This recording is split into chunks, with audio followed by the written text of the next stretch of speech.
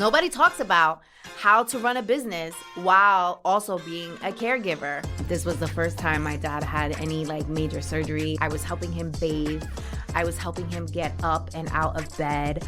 Oh my God, I'm gonna tear. Hold on, let me get it together. And so I woke him up right before New Year's and we brought New Year's in together. It was just dope.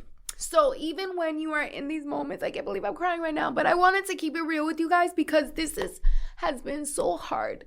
What's up, y'all? Welcome back to Banking on Cultura. I am your host, Victoria Jenn Rodriguez, and I'm coming to you live with another solo episode and a life update. So if you've been following me on the social media streets, you might have seen that my dad has been in the hospital for quite some time. He actually had major back surgery, spinal surgery, on New Year's Eve.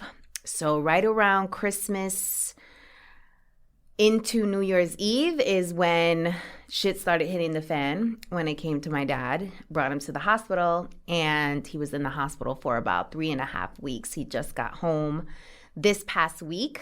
And what day is today? Today's January 23rd. So he went in on December 27th and got home January 21st. So about 3.5 weeks he was in the hospital. This was the first time my dad had any major surgery or had to stay in a hospital.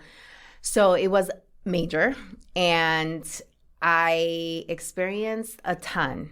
And I wanted to do an episode kind of walking you through what that experience was like, because some of you might have an elderly parent that you're caring for right now, or you might be a caregiver for a sick family member, or you might be just caring for someone else besides yourself. I'm not talking about your kids. I'm talking about an adult that you might be caring for. And a lot of questions have come up when I posted about my dad around how I am managing self-care, what the process looks like from insurance standpoint, from paperwork, from keeping my dad in good spirits, bills, just how life exists while being a caretaker for someone else, especially as an entrepreneur. And so I wanted to do an episode that covered this experience and what it's been like for me, and also hopefully give you some best practices and just some things that you should be considering and thinking about as you are looking at your parents or looking at family members who are getting older, and more likely than not, you will be the person responsible for their well-being and making sure that they are good. So first, I want to start with why it's incredibly important for you to take what I share in today's episode and begin executing on what you can now. It will save you so much anxiety, so much stress, so much overwhelm, even to just educate yourself around how to approach these things. Because I don't know about you, but I've never been trained on this is what you do when you're automatically just become the caregiver for your parents. Normally it happens out of the blue. And so nobody really talks about what that process is like, and how to prepare and how to position yourself for success, essentially, in those circumstances.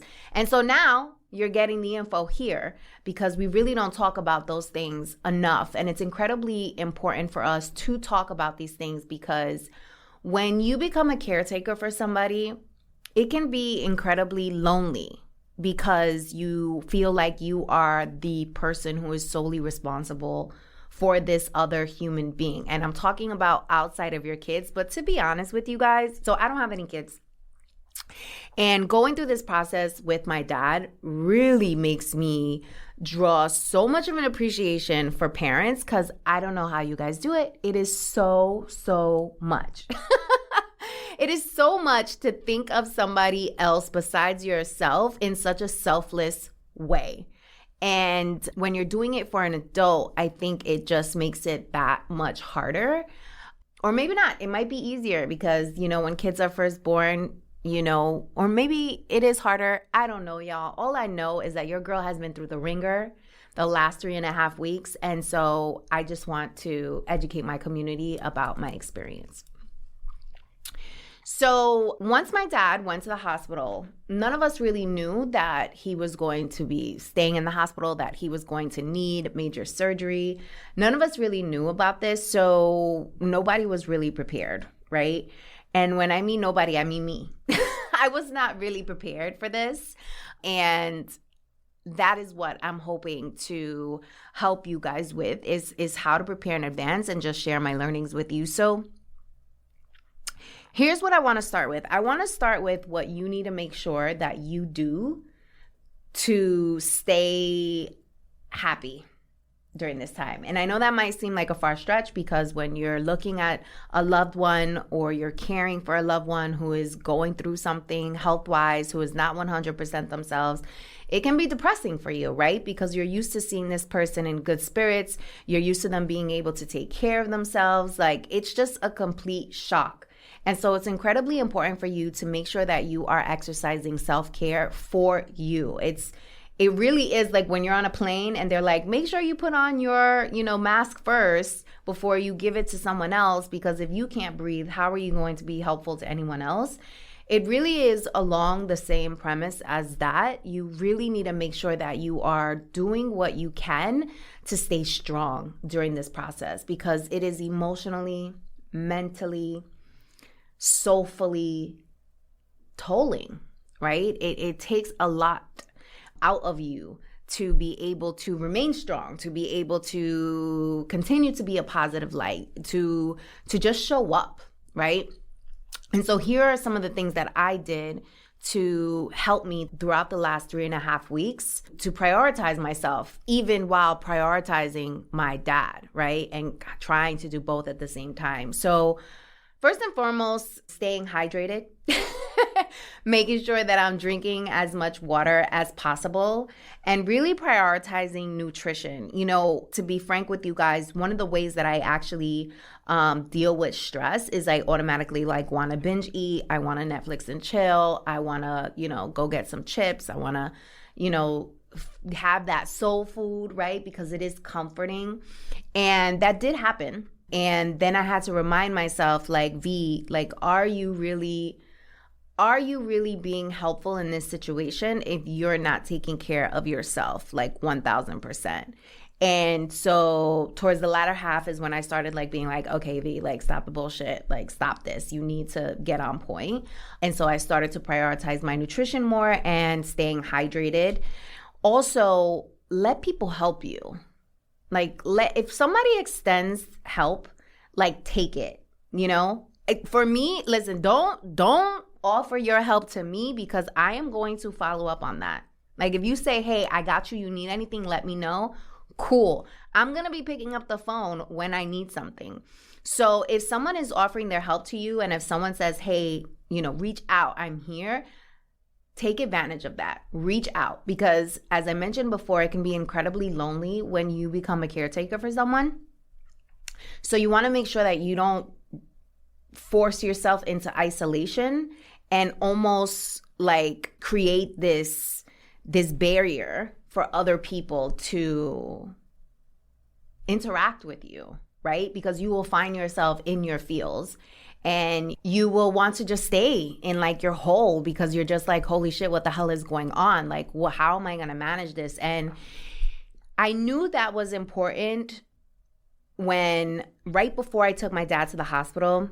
Guys, I was taking care of my dad in ways that I never thought I would before. I saw every single part of my father's body. I was helping him bathe.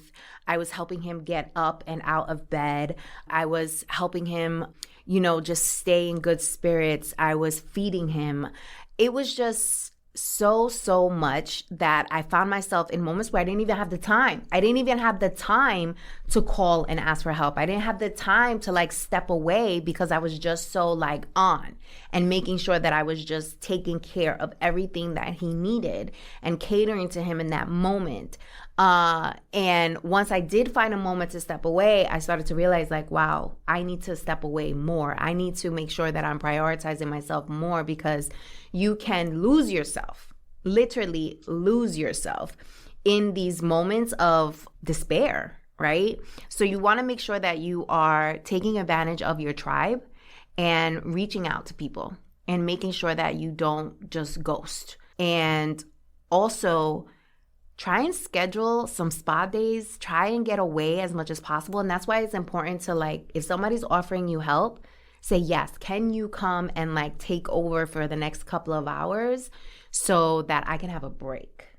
Because it is just so frustrating to be in this spot where you feel like nobody gets it, nobody understands, but that could be just all in your head, right? Because other people are going through a lot of things as well, and they might have been a caretaker themselves, but you would never know that and never be able to take advice from somebody who's been through that if you are not willing to share and if you are not open to just receiving help. All right. Next, I want to get into, how you can keep the person that you are taking care of in good spirits, because part of you keeping them in good spirits is going to keep you in good spirits. So for example, my dad had the major surgery on New Year's Eve. The morning of New Year's Eve. So by the afternoon, he was out of surgery. Thank God it was successful. But, he was going to be spending New Year's Eve in the hospital, which is a bummer, for me as a loved one, but also for him. So it was just like, okay, how can I make sure that this experience doesn't completely suck and that we're celebrating life? Because the fact that he survived that surgery, the fact that he was okay, we need to celebrate that, right? And so I took a whole bunch of decorations and decided to decorate like his bed in the hospital. I got him like a cute hat. I got him glasses. It was adorable. It's on my social media at I am Victoria Jenn if you guys want to see the video. I also got props for like his other roomies, and I got props for like the staff, the nurses. So when the ball dropped, he could feel good about it, even though he was like half passed out off of morphine. For the 5 minutes leading into the new year, he was up. And he told me, he's like, Victoria, wake me up. I know this medicine is knocking me out, but wake me up. Oh my God, I'm gonna tear. Hold on, let me get it together. And so I woke him up right before New Year's, and we brought New Year's in together. And it was dope. It was beautiful. And it's like a memory. And then literally for the 3 weeks throughout his stay at the hospital, like he would reference it. He remembered. And I would be showing the video to the other nurses and staff. And it was just dope. So even when you are in these moments, I can't believe I'm crying right now, but I wanted to keep it real with you guys because this has been so hard and so challenging. And we don't, like I said, we don't vulnerably share in this way. So I want to lead by example, which is why I'm doing this. But it was a dope moment for us, and it'll be a memory, right? So figure out those little things that you can do to continue to celebrate life, even though life might look incredibly different. Now that my dad's out the hospital, I'm on his ass. I'm making sure that he's staying hydrated. I'm making sure that his nutrition is prioritized because, hospital food sucks. So of course he's outside now and he's like, oh, get me desserts, get me snacks, get me this. And I'm like, did you have your sea moss today? Did you have fruit today, right? And, when he would snap back at me, I would be like, well, do you want to get better quickly or do you want to prolong this process? And that usually got him back into the swing of things. But nutrition is super important and is the root of many of the ailments in our body. So just making sure that you are constantly pushing that and keeping them in good spirits, especially when they're in the hospital and when they're home. Another thing that I did with him was I said affirmations with him. So, when he was in the hospital, when I visited, we said the affirmations together. When I wasn't there and we were on the phone, I did the affirmations with him. We did breathing exercises together. And it really, really made a difference for him, but also for me, because as I'm speaking to him, I'm speaking to myself, right? And keeping myself positive throughout this experience. So affirmations, breathing exercises. Let me take a drink of this water because, honey, I did not anticipate that I was going to have such a difficult time talking about this. But this is what it is. This is the real life update right now, guys. Okay, so breathing exercises, affirmations, keeping nutrition. They also will need We interrupt our program to bring you this important message. Ooh, this is really good. You should know about this. So I don't know about you, but I've been known to procrastinate, especially when things scare the hell out of me. The fear alone would have me stuck, overwhelmed, confused, and all types of self-doubt. And don't even get me started on the imposter syndrome. Okay. After getting laid off, not once, but 3 times, honey, I realized that the security blanket that I made up in my head was just an excuse because I didn't really want to bet on myself.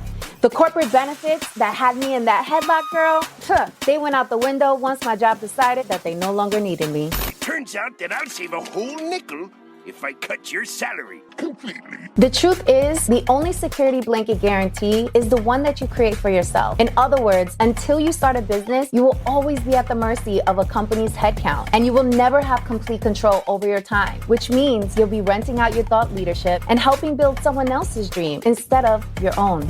If you've been waiting for a sign, this is it. Don't you think it's time you stop playing small and tap all the way into your power, sis? Check out www.victoriajen.com/training to learn my 3-step process, the exact 3 steps that I took to make the transition from corporate to entrepreneurship. And this is helpful even if you don't know what type of business to start and have only one source of income. And this is absolutely free. It is my gift to you. I want you to win. It's winning season. In fact, what's that? It smells like winning season. Okay, so tap in and I'll see you inside the training.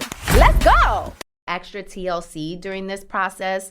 So you need to just have more patience, empathy, and compassion that you ever had in your life. Really, this experience, I say that God works in mysterious ways because it's like my dad going through this experience has forced me to have such an appreciation, first of all, for staff at hospitals, nurses, just everyone in the medical field, but also just have grown such a deep compassion and my empathy for just anyone who is struggling with something as it relates to their well-being and health. That is going to fold over to me as a friend, me as a leader, me as a partner, me as a business person, all the things. And so you have to find the things in these type of experiences. You have to almost look at it as the glass half empty versus half full, or is it the other way around? You have to look at the glass as half full versus half empty, I think it is. Anyway, you guys know what I'm saying. Because you have to almost force yourself to think about, okay, what is the positive out of this? What am I learning from this? How am I growing from this experience? And constantly reminding yourself of that, so that you can continue to evolve, because you're going to evolve regardless. Once you decide and sign up to do the selfless task of being a caregiver, you have to think about things in that way. What is the learning here? How am I growing? Okay. So that's super, super important. And there will be moments where you feel helpless, when they feel helpless. And so it's important for you to do whatever you need to do to continue to be the light, continue to show them that there is a light at the end of the tunnel, and constantly remind them that they will be okay. Again, while you are telling them, hey, you're going to be okay, you're also giving yourself that reaffirmation as well, you're going to be okay, right? And so it's really important for you to do those things. Also, I would say that if you have someone who is staying in the hospital and they're there over weekends, what I noticed is over the weekend, there was less staff than during the week. And there was a shift in the type of care that my father was getting. So you have to make sure that you're advocating for your loved one while they are in the hospital. Because listen, these nurses, they're catering to 50 patients per one nurse. Same thing with the doctors. And so you have to sometimes remind them that, hey, my loved one needs this. Or you have to just be an advocate. Listen, I reached out to patient services. I was on their ass and I was calling every day. Everybody knew my name. My name was on the file because I was we need to make sure that my dad is getting attention. Okay? And you need to be an advocate. You need to be an advocate because there's just so much going on. So just make sure that you are being an advocate for them while they are there, because that will also keep them in good spirits, knowing okay, I got somebody who cares about me. I got somebody who's going to hold me down. You know, one of the other things that I thought a lot about during this experience that kind of had me like really scared and still does is like, you know, I don't have any kids. I'm single. And I think about like, wow, like who's going to take care of me if God forbid something happens to me? Because wow, I do so much for my dad. Like I couldn't even imagine if he didn't have someone like me in his life right now, like how he would be okay. Of course, there could be people that you can hire, but nobody's going to love you and nobody's going to take care of you the way that, you know, someone who knows you intimately would. You know, there's a difference. And so those are some of the thoughts that I've been thinking about. And I know I'm kind of like jumping around in this episode. It is because it's incredibly hard for me to talk about this with you guys because it's so fresh. But I wanted to do this because we don't talk about it enough. And I want you to know you're not alone if you are dealing with this. So bear with me as I'm like jumping around, y'all. I promise there's good nuggets in here. But yeah, I think about that. I'm like, okay, who the hell is going to take care of me if God forbid something happens to me? And, you know, I'm talking to my sister and she's like, listen, as long as I'm alive, you're going to be good. As long as your nephew's alive, you're going to be good. And then my cute dad, who's like my best friend. So obviously I'm talking to him about it. And he's like, honey, what are you talking about? You're going to figure it out. You're going to have people who take care of you because he's cute like that. But yeah, these are the things you think about when you are dealing with someone in this situation. You start thinking about yourself and you're like, holy shit, like who's going to hold me down or who's going to take care of me? Which leads me to some of the other stuff that comes with being a caretaker outside of just being emotionally and mentally prepared. There are a lot of other things that go into this that you need to also. Imagine a place where you can unwind and relax. IKEA can help you turn your bedroom into a calm oasis. From comfy mattresses to the perfect lights, they've got everything to create your dream bedroom so you can sleep like a baby. And the best part? All at incredible prices. Head to IKEA and grab everything you need. Get ready to rest, dream, and wake up feeling refreshed. Shop today at your local store or at ikea-usa.com/sleep-es and get it delivered straight to your door with their convenient delivery services. Mi gente, when it comes to smart money management, one of the best pieces of advice is to make your money work for you. Well, Discover is accepted at 99% of places that take credit cards nationwide, and you automatically earn cash back on all your purchases. That means there's plenty of opportunities to make that money work. So shop smarter, not harder. Basically, anywhere you go nationwide, it pays to Discover. Based on the February 2024 Nielsen report. Learn more at discover.com/credit card. Wrap your head around so that you are on top of your game and your loved one is getting the best care and that you are just paying attention. So, getting your affairs in order and important paperwork. This is stuff that you should actually start getting now. Don't wait until someone gets sick.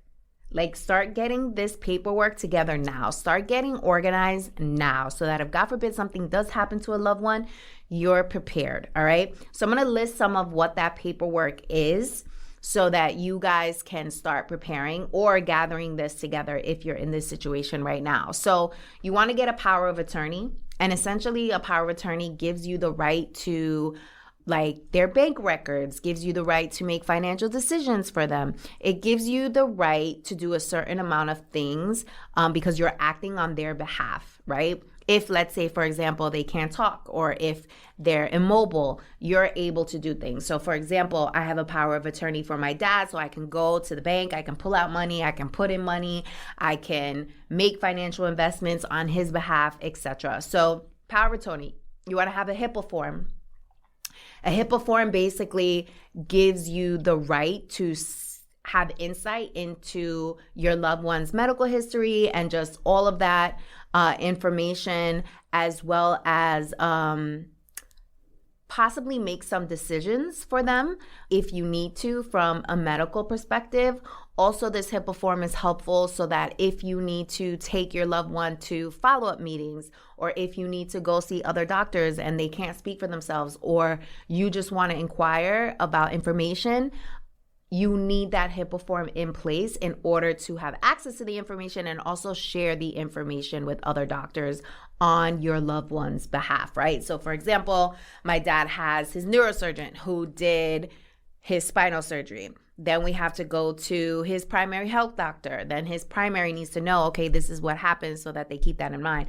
So I wouldn't be able to share that information directly with my father's other doctors unless I had that HIPAA form, okay? You also want to see if there's a living will, right? A living will is basically someone who is still living, and they designate certain things that they would like to have handled or how they would like things to be managed while they are living. Any trust documents you want to make sure you have access to, healthcare proxies, property deeds. Do they rent? If not, how much is their mortgage? Like, gathering all of this so that you know is going to be incredibly helpful for you. Any retirement accounts, who are the beneficiaries on those retirement accounts, marriage papers or divorce papers, a birth certificate, state issued ID, bank info, making sure you're on the account, any financial investments. Do they have retirement plans, a 401k, an IRA, their social security card, any burial information, meaning like how do they want to be buried? Do they want to be cremated? Do they actually want to have like a stone? If so, what would that say? Like, all of these difficult conversations that we tend to like not want to have when someone is in good health, because we think like, why do I need to have this conversation? And it's kind of uncomfortable. Like, who wants to talk about death? Like, who wants to talk about, okay, this is what I want to happen if I die, right? Nobody really wants to talk about that, but it's so important for you to talk about it now when your loved ones are in good health, so that they can make sound decisions around how they want things to be managed if they find themselves in a position where they can't talk for themselves or they pass, right? You want to have those conversations now. Don't wait. Have the conversation now. Okay, guys? Have the conversation. Make it as natural and as fluid as you talking about something good that happened in your life at the dinner table. Like, literally bring it up. And you might get some pushback, right? Because again, this is uncomfortable. But if you approach it with some TLC and love and say, hey, it's important for us to have this conversation because God forbid something happens to you. I just want to make sure that I'm able to fulfill your wishes, right? Position it that way. Who's going to be like, I don't care about my wishes? No, they're going to be like, oh my God, that's so kind. Yes, okay, let's try and have this conversation, right? So have the conversation.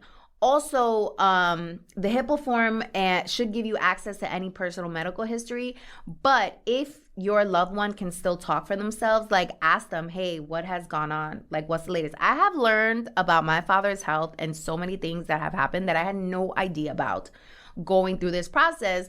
Because, you know, life be lifing. He's not telling me every single thing that he's ever experienced, right? But now he is, because now it's like, I need to know everything. I need to know everything that's going on. So if a doctor's asking me a question, like, I know, like, I have that information. Some other paperwork you want to have is any government benefits your loved one might be receiving. SSI, are they getting a pension? Any social security benefits, right? So that you have all of that information at your disposal, all right? And this includes their insurance. What type of insurance do they have? What is their insurance card information? What are their ID numbers? What are their prescription lists? This is very, very important. What prescriptions are they currently taking? Let's build out the scenario. God forbid one of your loved ones gets into a car accident and they're incoherent or they go into a coma. How are you going to know, hey, don't give them this because they're allergic to that? Or, hey, they just experienced a major surgery, so keep that in mind. They might not want to be under anesthesia again. Like, you need to know what people are going through, and you need to understand their prescription list so that they aren't given medicine that they shouldn't be given, right? Super, super important to have that information. And my dad has a list, honey. I have like a running list of all his medications, when he takes the medication, why he takes the medication, and all the things. So I'm able to present that if I need to any one of his doctors, right? Because not all doctors are able to communicate with each other, right? That's why you need the HIPAA form. There are laws against that. And so you just need to make sure you're armored up. This is about you being armored up so that you're able to be prepared and you're able to present this information when it is needed. It's also important to have this information if for some reason you need to get a home aide. So a home aide is basically someone who comes to your home to stay with your loved one for a certain amount of hours throughout the day. You might also need a nurse to come to the home and stay with your loved one for a certain amount of hours throughout the day. So that prescription list and their medical history is incredibly important so that you can inform people of what's going on and how they should cater to your loved one. In addition to that, bills. You need to know what are the current bills that they're paying, how much are those bills, is it rent, when is the rent due, are they renting a car? Are they leasing a car? Are they financing a car? Right? All of these things. My dad, thank God, he's so sharp. His mind is so sharp that he literally got out of surgery and he's like, hey, my rent is due on this date, or my cable bill, don't forget to pay it, because he loves his TV, okay? He's like, don't forget to pay it, my electricity bill is due on this date. Like, he knows when everything is due. But what if he couldn't talk, right? What if he couldn't talk? Then we would be asked out. We wouldn't even know like what he currently bills, what he currently pays, like what his bills are. So you want to just make sure that you are informed. And the best way for you to keep all of this information together, because it is so much information, is you want to have kind of like a folder. So I have a folder of all the important paperwork that I need. So like the power of attorney, social security card. I have the paperwork of, any documents that I need, like his lease, any social security that he's getting, any pension, any of that. I have it all in a folder. His medical history, everything is all in a folder so that if I ever need that information, boom, I have everything in the folder and I'm organized and I'm good to go. I also keep a running list in my notes app of everything that I am covering for him right now, because when you become a caretaker, you're also their secretary, right? I am yielding calls on a daily basis, for this man regarding insurance, regarding doctor's appointments, follow-up appointments that we need to do, right? Keeping family members informed of, hey, what's going on, all the things. So you want to have that running list in your notes section so that you are just keeping yourself organized and you have important numbers, right, of people that you need to reach out to, agencies that you need to call and work with, all the phone numbers for the hospital that they might be staying at. Like, y'all, I had the phone numbers for all of his nurses. I have the phone numbers for all of his physical therapists. I have the number to all the major departments at the hospital. I have the number to his insurance. I have the number to his caseworker. I have the number to the person at the insurance that's handling the case. Like, there's just so many moving things happening at once that you want to make sure that you are super organized, because it will save you so much anxiety and time while you are going through this process. And you're also going to be asked kind of like the same questions over and over again. So what I also include in my notes app is like my dad's social security number, his date of birth, his complete address, all of these, the pins for his debit card, access codes, like all of that, so that I don't have to continuously ask him, because I know these questions are going to come up. Also, make a copy of the keys for your loved one's apartment if they're living on their own. Have a copy of the keys. Like, I have a copy of the keys for my dad's place. I have access to his garage. I have access to his mailbox, like literally everything, so that I can have everything coordinated and managed in his absence. So get those keys now, because you might need to pick them up when they fall. I've had to have people go to my father's home and like pick him up because he fell right before he had the surgery. And if we didn't have a spare copy of his keys, how is he going to let us in? He can't get to the door, right? How is he going to let us in? He can't get to the door. So you want to have a copy of keys at your disposal so that you are able to just have everything. And I think I covered pretty much all the things, but I'm pretty sure I'm leaving stuff out. I'm actually looking at my notes right now because I was like, okay, I want to make sure like I cover everything for these folks and make sure I don't leave anything out because there's just so many details that went into this. So in summary, you want to make sure that you just get your affairs in order and you have all the important paperwork that you need that is associated with anyone's life, basically. So everything, all the paperwork that you have for your life, use that as an example. You're going to need the same things for your loved one so that you have all that information, insurance, bills, and making sure that you're staying organized. And most importantly, making sure that you are exercising self-care and you are getting your escapes, right? And finding time for you. I am really looking forward to when I can go on vacation. Because I actually was supposed to be out of the country for New Year's. That was the plan. The plan was to be out of the country for New Year's. But, you know, all of that got pushed to the side once Daddy went into the hospital. And all I can think about now, it being 3.5 weeks later, is like, I cannot wait to go away. I did snap tickets to the Bad Bunny concert. Shout out to my girlfriend Liz, who stayed in the queue for hours in order to lock in our tickets for the Bad Bunny concert in August in Puerto Rico. So I am very much looking forward to that. But that's all the way in August. And I told my dad, I'm like, listen, I need you to get good and I need you to get good quick, honey. Okay?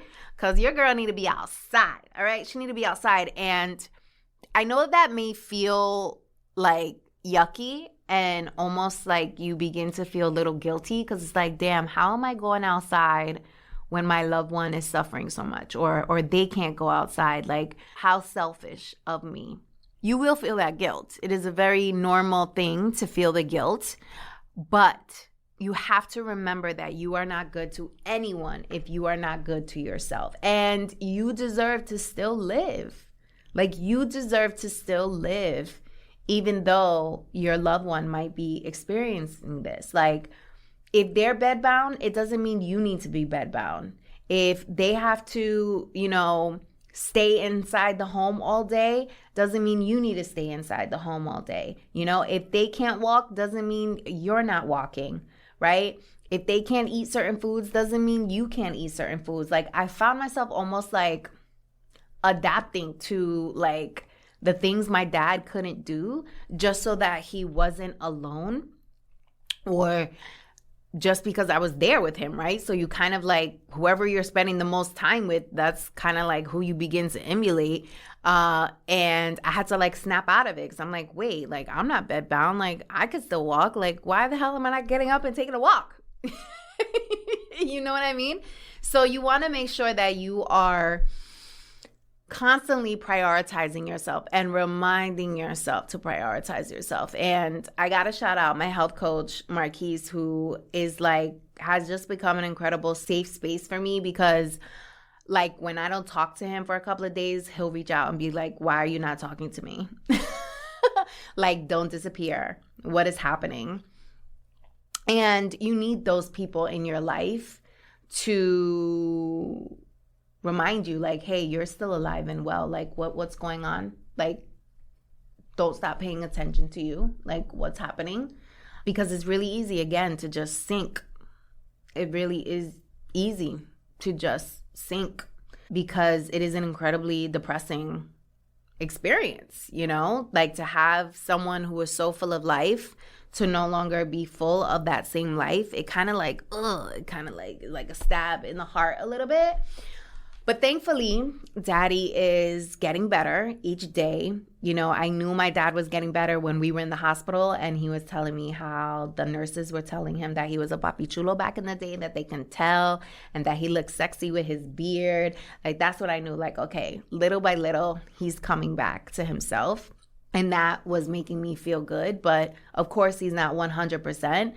But he still has his personality. He still has his gravitas and energy that he brings to spaces. Like all of the nurses fell in love with him, all of them. He got so much love, and that has even carried over at home. Like all of his neighbors are checking in on him, making sure that he's good. Like daddy is loved, and that really makes me happy to know that. And I can't wait until he is back to his old self again, as far as the way that seems, but he will be back to his old self again. And imagine what it's like going through that experience, like yourself, like when like my dad is 82 now, and obviously him going through this major thing, he's thinking to himself like, holy shit, like, is this the end? Like, is this what it's boiling down to? Or also just the realization that one day he may be completely dependent on other people in order to just survive and continue to survive. And that's like really, really scary. So knowing that, that's why it's so important for you to take care of you, so that when you are around them, like you just have this energy, like you're just positive, you're just, a light, you're just reminding them like, hey, it's going to be okay. Telling them they don't need to apologize if, they need you to, wipe their booty. Like you need to make sure that you're making it as easy as possible for them to heal and for them to get better, because in the long run, that's just going to help you, right? Because you're going to have your ease of mind and heart knowing that they're okay. So you just want to do everything in your power to fast track to okay land, so that you are able to keep going. The other thing I wanted to touch upon was, dealing with this while also running your business. Because nobody talks about how to run a business while also being a caregiver. That shit is hard. It is so, so hard. And you have to make tough decisions. Like there were moments where I had to cancel meetings. I had to push back meetings. I had to let people know like, hey, I'm not okay. This is what's going on. I will circle back with you once I'm in a better headspace. And, entrepreneurship is one of those things where, what you kill is what you eat. And so when you find yourself no longer killing because you're stuck on taking care of someone else, right? You're not hunting anymore. It's kind of like, oh, wow. It forces you to think about your business model, thinking about how you spend your time. It forces you to think about your processes and systems that you have in place, because it really pushes you to the forefront of what happens to you, right? What will happen to your business, right? If something happens to you, what will happen to your business, right? And so this has really like forced me to think about those things. I've always thought about those things before, but now it's like getting real. You know what I mean? Now it's like, okay, how am I really going to do this if I still, have to be a caretaker for my dad in this time? And shout out to all my clients who have been incredibly understanding and just so supportive and just beautiful people during this time. And that's how I know that I'm talking to the right people in my marketing and in my branding and just the people that I choose to work with. That's how I know that I'm on the right path, because they are so understanding and because they are so supportive. But it is a business at the end of the day. So I also know like I can't drag this out. Like I have to have solutions, right? But at least I have the space to think about, okay, what are those solutions? And I'm also very thankful to be financially in a position where I can take the time to think about these things, where I can say, no, I'm not working today, right? And really manage my time however I want to or however I need to. And it's incredibly important for you to consider this, especially right now with this new administration, with the next 4 years and what life is going to look like, and the life that you want to live, and how incredibly important it is for you to really focus and think about, okay, how am I making money in this moment? How am I making the most money in this moment? How am I saving the most money in this moment? Because it's one thing to make money, but it's another thing to save the money for a rainy day, right? Which is what's helping me right now, right? I have a stash that's holding me down that I'm like, all right, like I'm good. I could take some time. I planned for this rainy day, right? So Shout out to entrepreneurship to, really allow me to make those decisions. I don't have to ask a boss, hey, can I take time off? My loved one is in the hospital, or I need to take a sabbatical. I don't need to have conversations I don't want to have or share personal details of my life that I don't want to have unless I want to do it, right? But if I was working for an employer, I would have to provide some type of explanation. But what if I didn't rock with anybody there and I didn't want to tell them my personal business, right? So We interrupt our program to bring you this important message. Ooh, this is really good. You should know about this. So I don't know about you, but I've been known to procrastinate, especially when things scare the hell out of me. The fear alone would have me stuck, overwhelmed, confused, and all types of self-doubt. And don't even get me started on the imposter syndrome. Okay. After getting laid off, not once, but 3 times, honey, I realized that the security blanket that I made up in my head was just an excuse because I didn't really want to bet on myself. The corporate benefits that had me in that headlock, girl, they went out the window once my job decided that they no longer needed me. Turns out that I'll save a whole nickel if I cut your salary completely. The truth is, the only security blanket guarantee is the one that you create for yourself. In other words, until you start a business, you will always be at the mercy of a company's headcount, and you will never have complete control over your time, which means you'll be renting out your thought leadership and helping build someone else's dream instead of your own. If you've been waiting for a sign, this is it. Don't you think it's time you stop playing small and tap all the way into your power, sis? check out www.victoriajen.com/training To learn my 3-step process, the exact 3 steps that I took to make the transition from corporate to entrepreneurship. And this is helpful even if you don't know what type of business to start and have only one source of income. And this is absolutely free. It is my gift to you. I want you to win. It's winning season. In fact, what's that? It smells like winning season. Okay, so tap in and I'll see you inside the training. Let's go. Shout out to entrepreneurship, but also, what if they only gave me, 2 weeks? Yes, we'll give you 2 weeks so you can handle all your family matters, and then you have to return to work.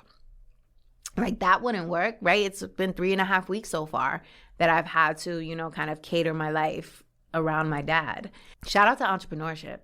But mainly the key takeaway here is position your life in a way where you can truly live life on your terms and you can move as you please. And that only comes with you being financially secure and you being mentally, emotionally, physically healthy, and you being smart about how you are showing up every day, how you are extending your thought leadership, how you are making money, how you are inserting yourself in certain rooms, etc. Really think about it, y'all. Really think about the life that you want to live and really think about these scenarios. In business, they think about these scenarios, right? What if the world goes to shit? What's going to happen then? What if Trump gets elected? What's going to happen then? Okay, what if this bill gets tossed out? What's going to happen then? What if there's a tsunami? What's going to happen then, right? You play out these scenarios in business all the time. You have to do that for your life too. Play out the scenario. What if I get sick? What's going to happen? What if I become a caretaker for someone? What's going to happen? What if I lose my leg? What's going to happen? Playing out the scenarios so that you are prepared, which all that paperwork that I was telling you to get in place for your loved one, get those in place for yourself as well. Right? Who's going to make decisions for you if, God forbid, something happens, right? Who's going to have that authority? Who should be in your living will? What do you want them to do, right? Who is your beneficiary for your retirement accounts? Getting your own shit together is just as important in getting all the information for your loved one. All right, y'all, this was a heavy episode, and I really appreciate you listening and for you tuning in. I hope you found this helpful. I hope that there were things that you can pull from this to apply to your own life. But please don't wait. Don't wait until something happens for you to really pay attention. And I'm speaking from experience because I knew all of these things. For the paperwork, I knew some of the things that I needed to have in place, and I would talk to my dad about it, but I just didn't do it. And if I had done it, I wouldn't have to do it now, right? I could have done it then, and then I would have been good. Like a power of attorney you can get at any time. A HIPAA form you can get at any time, right? There are certain things that you can get access to and just have paperwork in place so that you don't have to worry about it when your loved one is suffering. You can just focus on that and focus on yourself and making sure that you're prioritizing you versus like the administrative stuff, like the paperwork and all that jazz. So just get it done. That is the theme for today's episode. Just get it done. Just do it. Okay, y'all? I love you. Thank you so much for tuning in, and I will see you in the next episode. Bye. Mi gente, did you enjoy this episode? Are you loving Banking on Cultura? Make sure to subscribe and follow us. Our goal is to grow this community so that we can all embrace our Latinidad, secure the big bag, and never question our cultura ever again. Please also take a moment to leave us a review. I love reading your reviews. Let me know what you are thinking, what guests we should have on, and if there are any topics you would like me to cover. I appreciate you so much for being here. Te amo mucho, and I'll check you out in the next episode.